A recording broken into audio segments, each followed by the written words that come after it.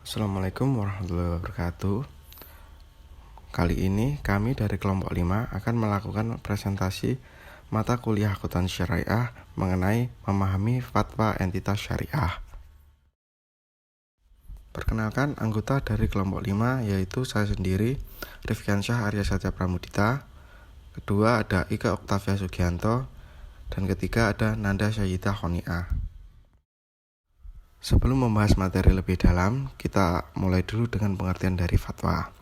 Fatwa menurut bahasa berarti jawaban mengenai suatu kejadian atau peristiwa. Definisi fatwa menurut Kamus Besar Bahasa Indonesia yaitu jawaban berupa keputusan atau pendapat yang diberikan oleh mufti atau ahli tentang suatu masalah dan nasihat orang alim, pelajaran baik dan petua. Dari pengertian di atas dapat disimpulkan bahwa fatwa adalah hasil ijtihad seorang mufti sehubungan dengan peristiwa hukum yang diajukan kepadanya. Jadi, fatwa lebih khusus daripada fikih atau ijtihad secara umum. Karena boleh jadi fatwa yang dikeluarkan seorang mufti sudah dirumuskan dalam fikih, hanya belum dipahami oleh peminta fatwa. Adapun fungsi fatwa secara fungsional yaitu yang pertama, tabyin.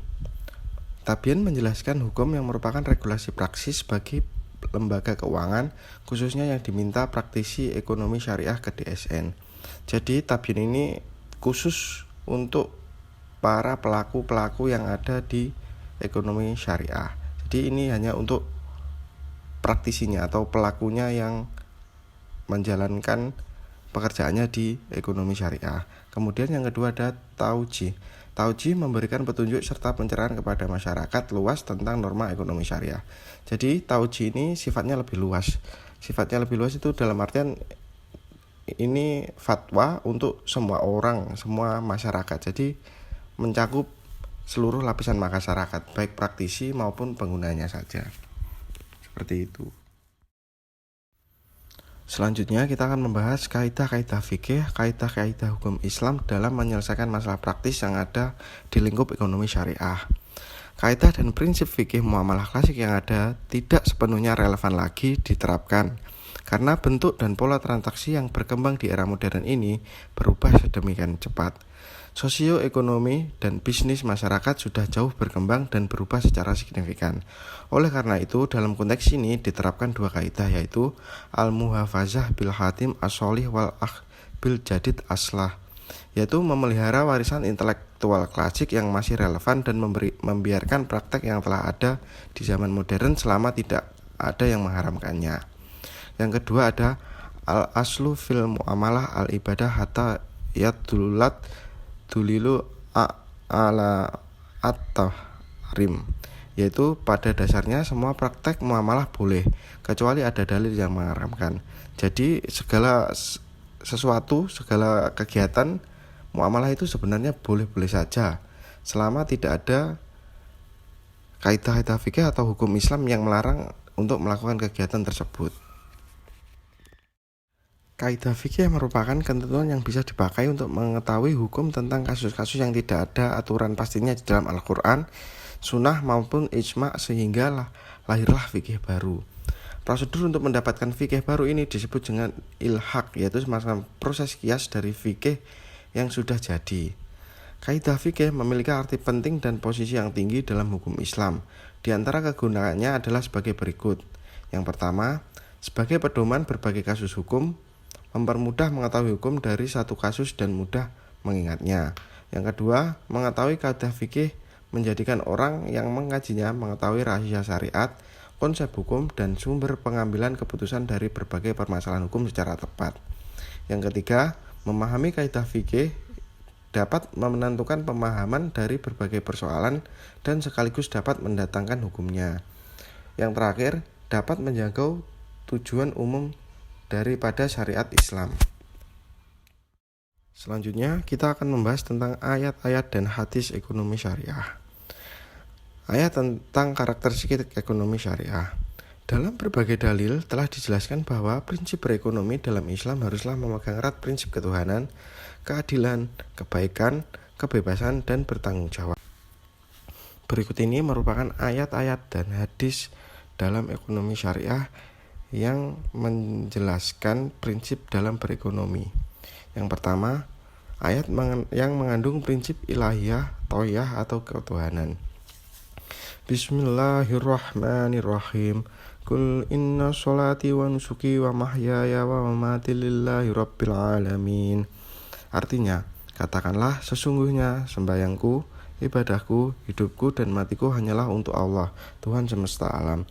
Surah An-Nahl ayat 162. Yang kedua, ayat yang mengandung prinsip keadilan dan ihsan atau kebaikan. Bismillahirrahmanirrahim. Innallaha ya'muru bil adli wal ihsani wa iyya'idil qurba wa yanha 'anil fahsya'i wal munkari wal baghi ya'idukum la'allakum tadzakkarun. Artinya, sesungguhnya Allah menyuruh kamu berlaku adil dan berbuat kebajikan, memberi bantuan kepada kerabat, dan Dia melarang melakukan perbuatan keji, kemunkaran, dan permusuhan. Dia memberi pengajaran kepadamu agar kamu dapat mengambil pelajaran. Surat An-Nahl ayat 90. Yang ketiga, ayat yang mengandung prinsip kebebasan. Bismillahirrahmanirrahim. Lahu muhaqqibatum min baini yadayhi wa min khalfihi yahfazunahu min amrillah. Innallaha la yughayyiru ma biqaumin hatta yughayyiru ma bi anfusihim. Wa idza aradallahu biqaumin su'an fala maraddalah wa ma lahum min dunihi min wal. Artinya, bagi manusia ada malaikat-malaikat yang selalu mengikutinya bergiliran di muka dan di belakangnya. Mereka menjaganya atas perintah Allah. Sesungguhnya Allah tidak merubah keadaan sesuatu kaum sehingga mereka merubah keadaan yang ada pada diri mereka sendiri. Surat Ar-Ra'd ayat 11. Yang keempat, ayat yang mengandung prinsip tanggung jawab. Bismillahirrahmanirrahim. Qul aghairallahi abghi rabban wa huwa rabbu kulli syai'. Wala taksibu kullu nafsin illa alayhi wa la taziru waziratun wizra ukhra thumma ila rabbikum marji'ukum fayunabbi'ukum bima kuntum fihi tahtalifun. Artinya, katakanlah, apakah patut aku mencari Tuhan selain Allah, padahal Dialah Tuhan bagi segala sesuatu. Setiap perbuatan dosa seseorang, dirinya sendiri yang bertanggung jawab.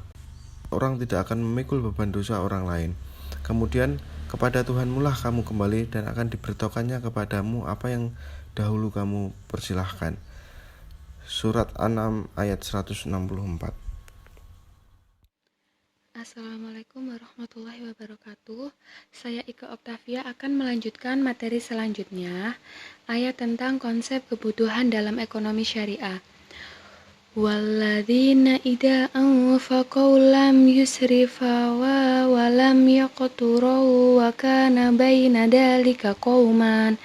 Dan orang-orang yang apabila membelanjakan harta, mereka tidak berlebihan dan tidak pula kikir, dan adalah pembelanjaan itu di tengah-tengah antara yang demikian.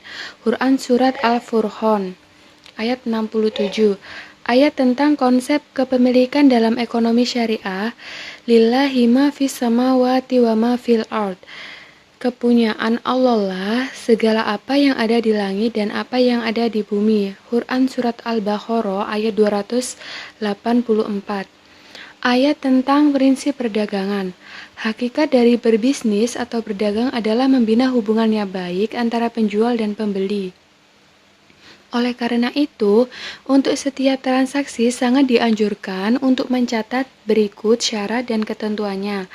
Hal ini tercantum dalam Al-Quran Surat Al-Baqarah ayat 283. Ya ayyuhalladzina amanu idza tadayantum bidaini ila ajalim musamma faktubuh. Hai orang-orang yang beriman, apabila kamu bermuamalah tidak secara tunai untuk waktu yang ditentukan, hendaklah kamu menuliskannya. Quran Surat Al-Baqarah ayat 283. Hal tersebut untuk menjadi antisipasi adanya kelalaian yang menimbulkan kecurangan dan lain sebagainya. Ayat tentang teori harga. Dalam menentukan harga, seorang penjual dan pembeli harus sama-sama sepakat atau saling ridho, suka sama suka. Hal tersebut menghindari adanya pihak yang merasa dirugikan. Allah berfirman dalam Al-Quran Surat An-Nisa ayat 29, Ya ayyuhalladzina amanu la ta'kulu amwalakum bainakum bil batili illa an takuna tijaratan an taradim minkum wa la taqtulu anfusakum innallaha kana bikum rahiman. Hai orang-orang yang beriman, janganlah kamu saling memakan harta sesamamu dengan jalan yang batil, kecuali dengan jalan perniagaan yang berlaku dengan suka sama suka di antara kamu. Dan janganlah kamu membunuh dirimu, sesungguhnya Allah adalah Maha Penyayang kepadamu. Quran Surat An-Nisa ayat 29. Ayat tentang konsep uang. Uang merupakan alat tukar yang strategis. Lebih lagi jika dibandingkan dengan transaksi barter. Uang telah menjadi tradisi manusia sejak dahulu kala. Walaupun Islam telah memberikan kebebasan kepada manusia untuk bertransaksi menggunakan uang jenis apapun yang disetujui, namun Al-Quran telah menunjukkan bahwa Islam telah memiliki mata uang yang khas, yaitu emas atau dinar dan perak atau dirham.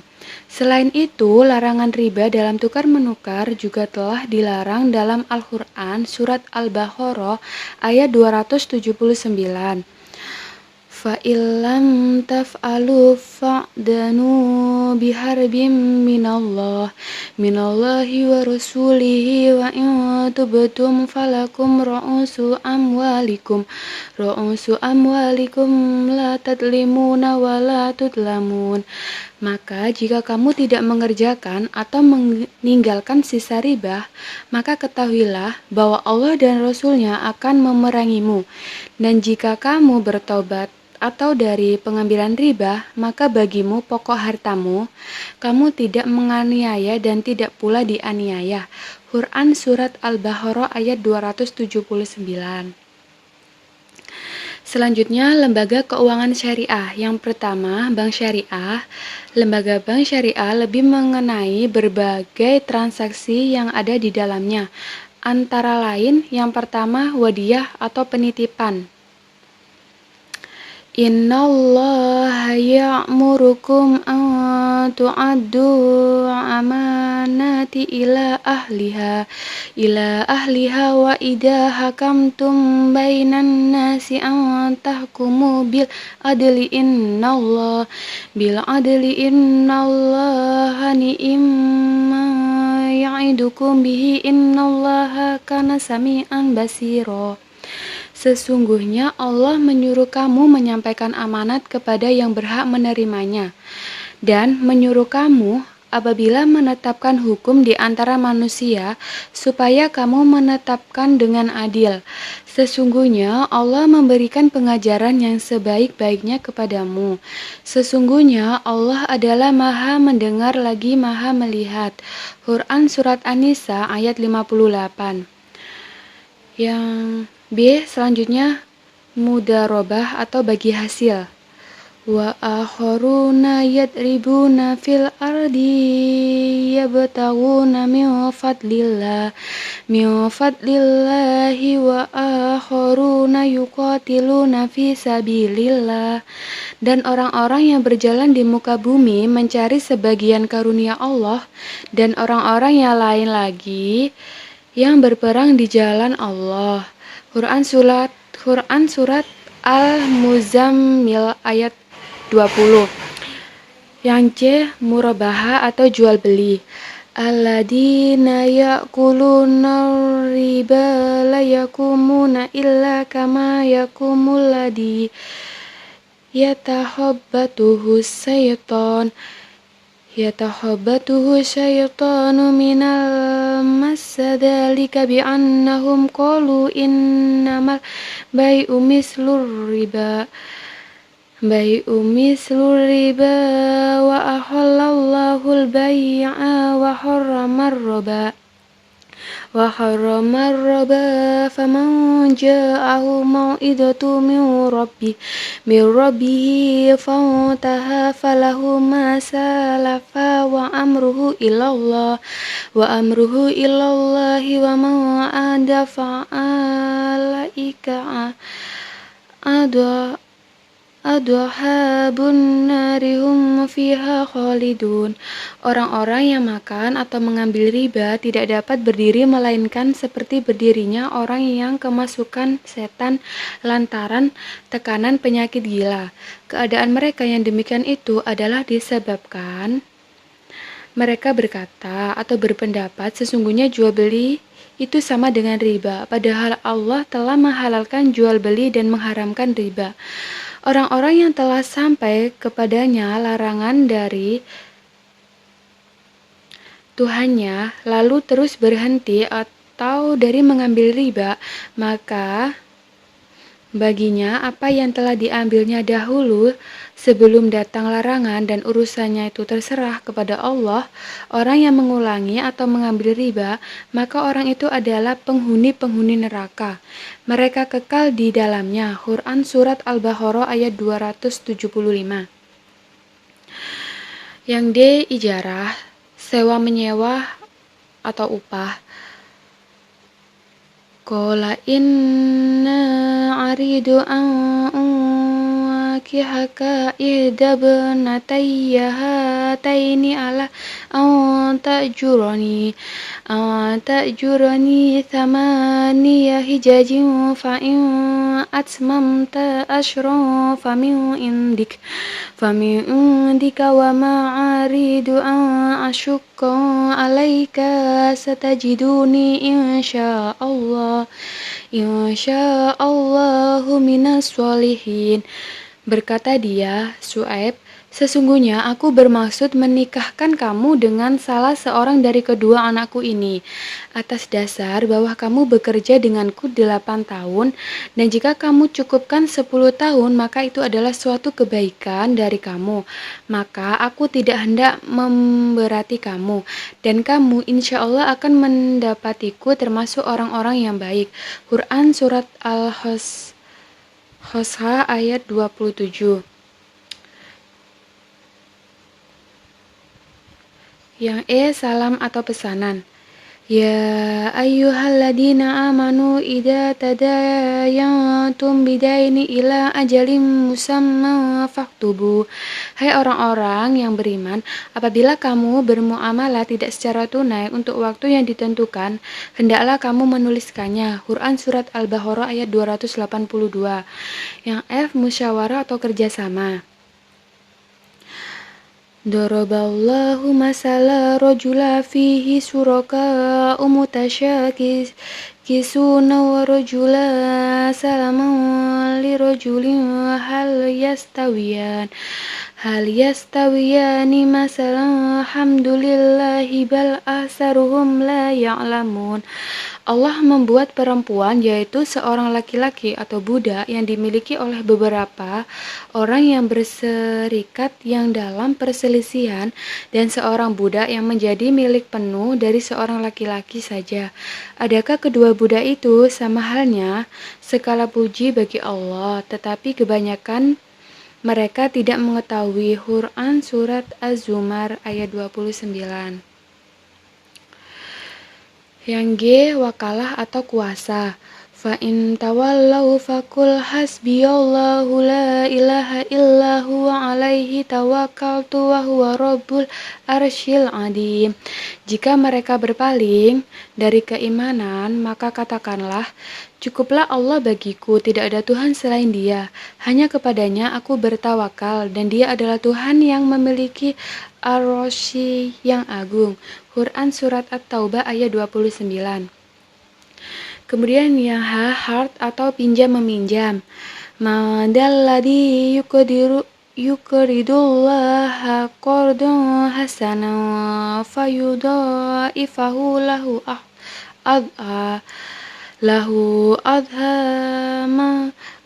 adhafan kasiratan wallahu yaqbidu wa yabsutu wa ilaihi turja'un. Siapakah kamu yang memberi pinjaman kepada Allah, pinjaman yang baik, atau menafkahkan hartanya di jalan Allah, maka Allah akan melipat gandakan pembayaran kepadanya dengan lipat ganda yang banyak. Dan Allah menyempitkan dan melampangkan rezeki, dan kepadanya lah kamu dikembalikan. Quran Surat Al-Baqarah ayat 245. Lembaga non-bank, takaful atau penjaminan asuransi. Qalat fadzalikunna alladzi lamutunnani fihi wa laqad rawattu an nafsihi fasta'sama wa la illam yaf'al ma amruhu la yusjananna wa la yakuna minas shagirin. Wanita itu berkata, itulah dia orang yang kamu cela aku karena tertarik kepadanya. Dan sesungguhnya aku telah menggoda dia untuk menundukkan dirinya kepadaku, akan tetapi dia menolak. Dan sesungguhnya jika dia tidak menaati apa yang aku perintahkan kepadanya, niscaya dia akan dipenjarakan dan dia akan termasuk golongan orang-orang yang hina. Quran Surat Yusuf ayat 32. B.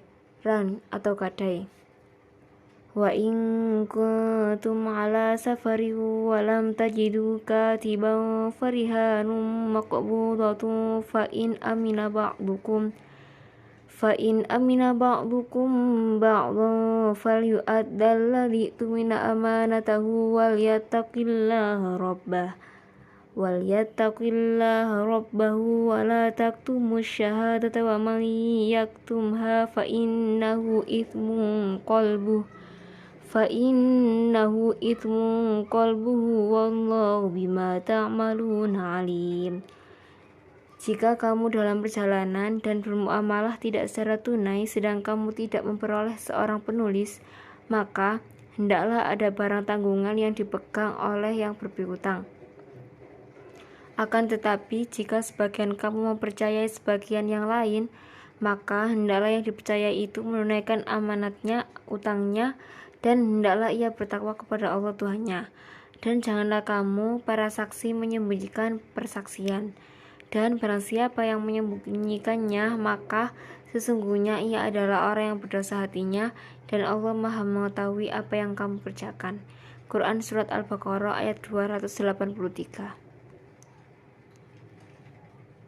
Fatwa Dewan Syariah Nasional.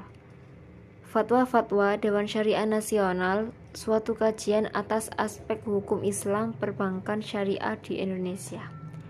Fungsi Dewan Syariah Nasional atau DSN adalah melaksanakan tugas-tugas Majelis Ulama Indonesia atau MUI dalam mendorong dan memajukan ekonomi umat.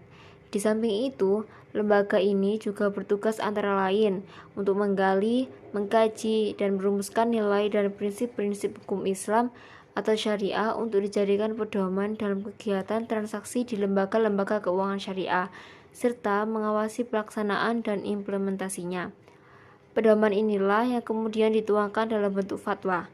Dari segi kekuatan hukum, fatwa ini bersifat mengikat bagi seluruh lembaga keuangan yang menerapkan prinsip syariah sebagai landasan dan standar operasionalnya. Tulisan ini akan menguji fatwa-fatwa DSN tentang perbankan syariah. Dewan Syariah Nasional Majelis Ulama Indonesia dibentuk dalam rangka mewujudkan aspirasi umat Islam mengenai masalah perekonomian dan mendorong penerapan ajaran Islam dalam bidang perekonomian atau keuangan yang dilaksanakan sesuai dengan tuntunan syariat Islam. Fatwa yang dikeluarkan Dewan Syariah Nasional Majelis Ulama Indonesia merupakan hukum positif yang mengikat, sebab keberadaannya sering dilegitimasi lewat peraturan perundang-undangan oleh lembaga pemerintah, sehingga harus dipatuhi pelaku ekonomi syariah. Lembaga yang mengeluarkan fatwa. Majelis Ulama Indonesia atau disingkat MUI adalah lembaga independen yang mewadahi para ulama, zuama, dan cendekiawan Islam untuk membimbing, membina, dan mengayomi umat Islam di Indonesia. Majelis Ulama Indonesia berdiri pada 17 Rajab 1395 Hijriah atau 26 Juli 1975 Masehi di Jakarta, Indonesia. Sesuai dengan tugasnya, MUI membantu pemerintah dalam melakukan hal-hal yang menyangkut kemaslahatan umat Islam, seperti mengeluarkan fatwa dalam kehalalan sebuah makanan, penentuan kebenaran sebuah aliran dalam agama Islam, dan hal-hal yang berkaitan dengan hubungan seorang muslim dengan lingkungannya. Pemerintah ketika membentuk MUI menyatakan 3 tujuan umum MUI. 1. Memperkuat agama dengan cara yang dijelaskan Pancasila untuk memastikan ketahanan nasional. 2. Partisipasi ulama dalam pembangunan nasional. 3. Mempertahankan keharmonisan antar umat beragama di Indonesia. MUI bertindak sebagai antarmuka antara pemerintah Indonesia yang sekuler dan masyarakat Islam. Pengabdian Majelis Ulama Indonesia tertuang dalam 7 tugas MUI, yaitu 1. Sebagai pengawal bagi penganut agama Islam. 2. Sebagai pemberi edukasi dan pembimbing bagi penganut agama Islam. 3. Sebagai penjaring kader-kader yang lebih baik. 4. Sebagai pemberi solusi bagi masalah keagamaan di dunia internasional. 5. Sebagai perumus konsep pendidikan Islam. 6. Sebagai pengawal konten dalam media massa. 7. Sebagai organisasi yang menjalankan kerjasama dengan organisasi keagamaan. Terima kasih. Sekian presentasi dari kelompok kami. Apabila ada salah kata maupun perbuatan, kami mohon maaf yang sebesar-besarnya. Saya akhiri. Wassalamualaikum warahmatullahi wabarakatuh.